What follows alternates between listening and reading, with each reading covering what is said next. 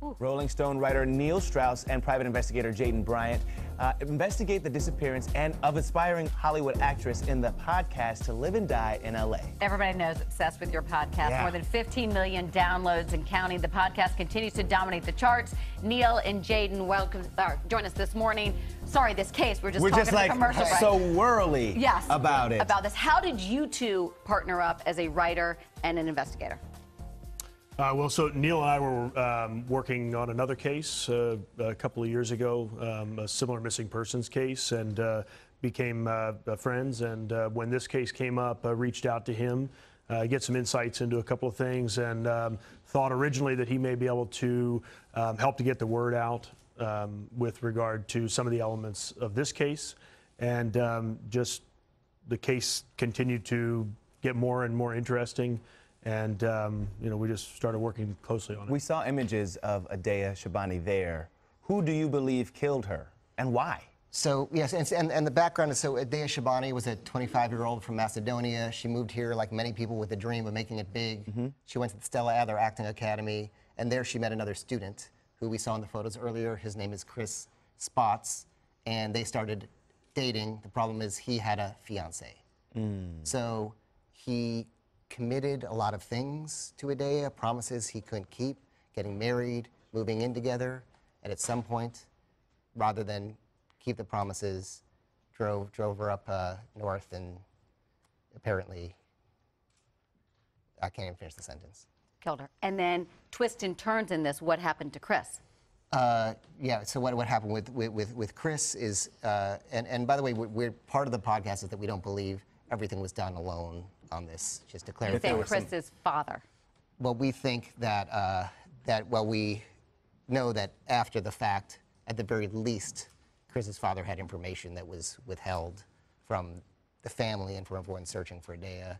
And there's tips that have come in through the podcast that point to more. And you actually used Google at one point to help you solve and get some of these clues. Is that right? Yeah, and this is unbelievable, but most people's Google is tracking their every move to the minute. So we went to his account. You mean Google on your phone?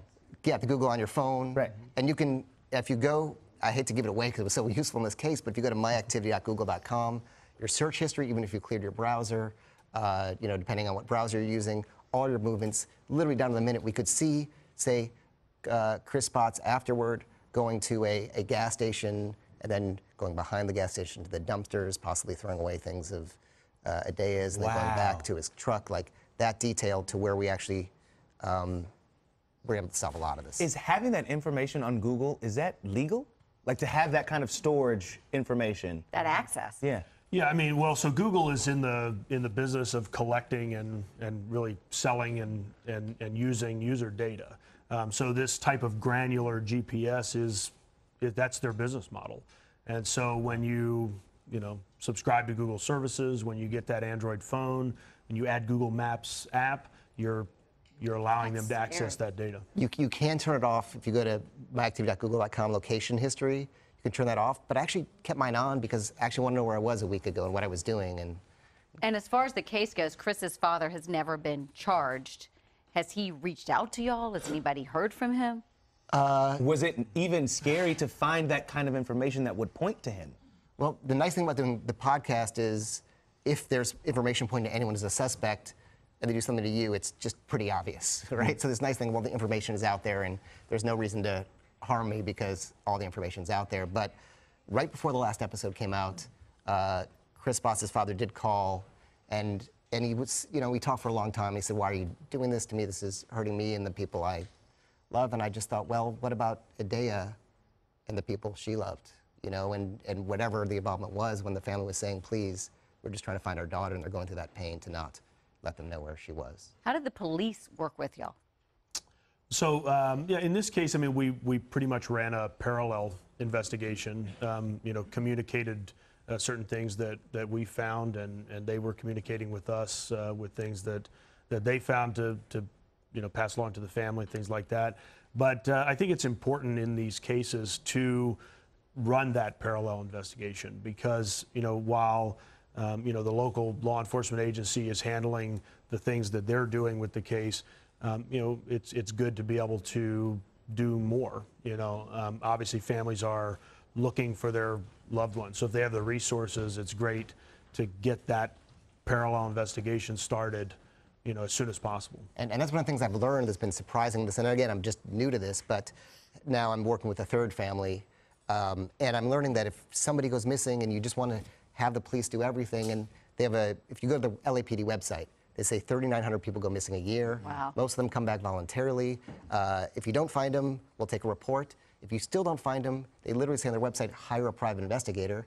If you can't afford to hire a private investigator, go to the Salvation Army. Wow. And what they're really telling you is like, we don't have the resources. yeah, and because we can't prove that it's, say, a homicide, we can't put all our resources there anyway, even if we do have them.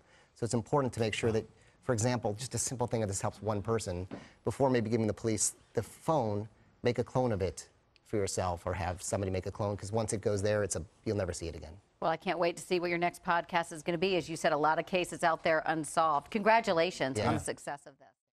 If you love that video, you're going to love everything on the Access YouTube channel. So hit the subscribe button. You can thank me later. Hit it. Now. Thanks.